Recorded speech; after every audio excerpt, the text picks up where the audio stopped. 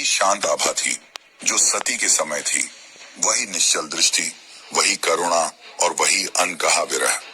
बचपन से ही उन्होंने अपने हृदय में शिव को महसूस किया था, पर अब वह भावना एक दृढ़ संकल्प बन चुकी थी।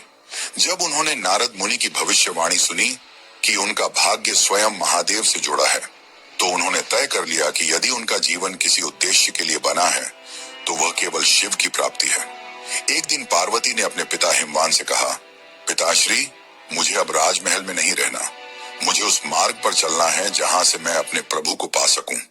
हिमवान ने आश्चर्य से पूछा, बेटी, क्या तू उस मार्ग की कठिनाइयों को जानती है? वह मार्ग फूलों से नहीं, अग्नि से भरा है। पार्वती मुस्कुराई और बोली, पिताश्री, प्रेम जब सच्चा हो तो अग्नि भी दीपक बन जाती। और इसी दृढ़ निश्चय के साथ पार्वती ने अपना महल, वैभव और परिवार सब कुछ त्याग दिया।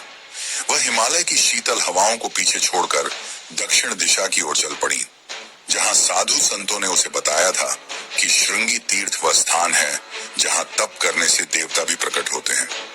पर्वतों के बीच बर्फीली घाटियों में पार्वती ने अपना छोटा सा आश्रम बनाया। वहां न कोई सुख सुविधा थी, न कोई राजसी जीवन, बस नदियों की ध्वनि और उनके झप की गूंज। शुरुआत में उन्होंने फल और जल से अपना जीवन चलाया, पर धीरे धीरे उन्होंने हर भौतिक आवश्यकता का त्याग करना प्रारंभ किया। अब वे केवल पत्तों पर निर्भर रहने लगी। दिन के समय वे खुले आकाश के नीचे बैठकर ध्यान करती और रात को पत्थर पर लेटकर शिव का स्मरण करती। उनकी साधना इतनी गहरी थी कि उनके शरीर से प्रकाश निकलने लगा था। ऋषि मुनि जो उन्हें देखने आते कहते कि उनकी तपस्या किसी साधारण मानव की नहीं हो सकती। वर्ष बीतते गए, अब उनका जीवन केवल प्राणवायु पर निर्भर था। ऐसा लगता था मानो स्वयं प्रकृति उनकी साधना में लीन हो गई हो। उनकी आंखें बंद थीं, पर उनके मन में केवल एक नाम था, महादेव।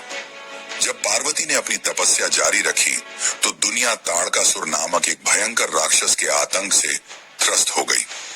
उसे हराने के लिए बेताब दिव्य देवताओं ने ब्रह्मा से सलाह मांगी।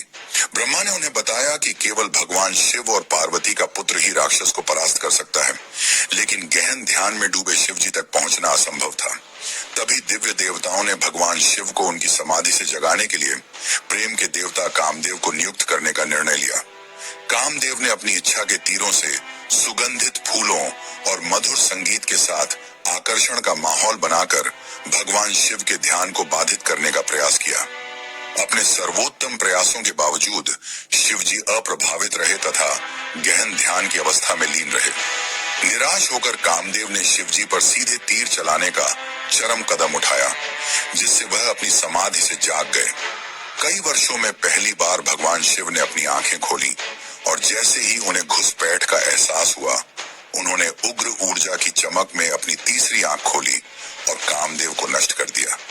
उसी क्षण कामदेव की पत्नी रति भगवान शिव के चरणों में गिर पड़ी और अपने पति के जीवन की भीख मांगने लगी।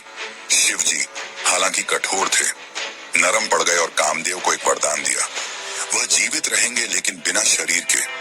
तब से कामदेव निराकार अस्तित्व में है। इन सब के बाद ब्रह्मा, विष्णु और सभी देव कैलाश पहुंचे।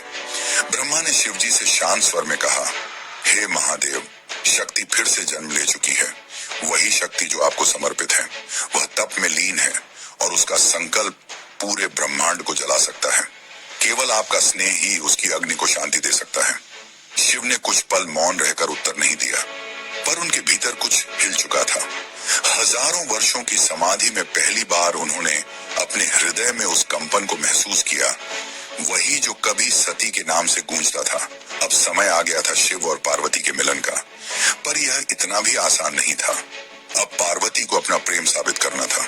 तो चलिए अब जानते हैं कि क्या हुआ जब शिव जी उनके सामने गए और कुछ ऐसा पूछा जिसने पार्वती को भी चकित कर दिया। लेकिन उससे पहले अगर आपको वीडियो अच्छी लग रही है तो इसे लाइक करके कमेंट में हर हर महादेव जरूर लिखें। श्रृंगी तीर्थ की गहरी घाटियों में जहां पार्वती अब भी तप में लीन थी, शिव अब जाग चुके थे। पर क्या वे पार्वती को तुरंत स्वीकार करेंगे? क्योंकि सती के जाने के बाद शिव जी दोबारा विवाह नहीं करना चाहते थे, परंतु देवताओं की विनती पर वो एक बार के लिए सोच में पड़ गए और उन्होंने पार्वती की परीक्षा लेने की सोची। वो एक साधु के रूप में पार्वती के सामने पधारे। पार्वती ध्यान में लीन थी। तभी उनके सामने वह साधु पधारे और कहा, माँ, कुछ भिक्षा मिलेगी? पार्वती ने अपनी आंखें खोली और करुणा भरी स्वर में कहा, मुनिवर, जो भी मेरे पास है वह आपका ही है। साधु ने मुस्कुराते हुए कहा, सुना है तुम तप कर रही हो किसी औघड़ योगी के लिए। पार्वती ने शांत स्वर में उत्तर दिया, हाँ, वही मेरे आराध्य हैं, वही मेरे जीवन का उद्देश्य। साधु हंस पड़े और कहा, अरे कन्या, तुम इतनी सुंदर, इतनी शालीन और उस योगी के लिए तप कर रही हो जो श्मशान में रहता है, जो भस्म रमाता है, जो सांपों को गले में डालता है, जो धन, वैभव और सुख से दूर भागता है। वह तुम्हारे योग्य नहीं।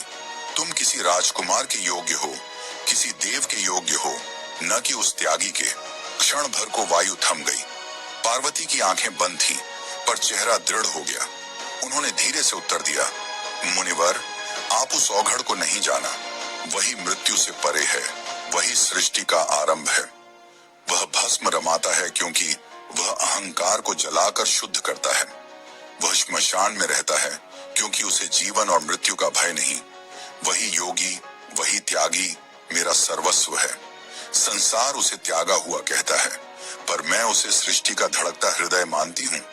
मुनिवर हंस पड़े और कहा कि अगर उसने तुम्हें स्वीकार नहीं किया तो? पार्वती की आंखों से करुणा बह निकली, पर स्वर पहले से भी स्थिर था और पार्वती ने शांत स्वर में कहा कि प्रेम में स्वीकृति या अस्वीकृति नहीं होती, केवल समर्पण होता है। मैं उन्हें पाने के लिए नहीं, उन्हें महसूस करने के लिए जन्मी हूँ। यदि मेरा प्रेम सच्चा है तो उन्हें जागना ही होगा, क्योंकि शिव भी बिना शक्ति के अधूरे हैं। साधु उनकी यह बातें सुनकर मौन रह गया और उन्हें एहसास हुआ कि यही सती का पुनर्जन्म है, जिसके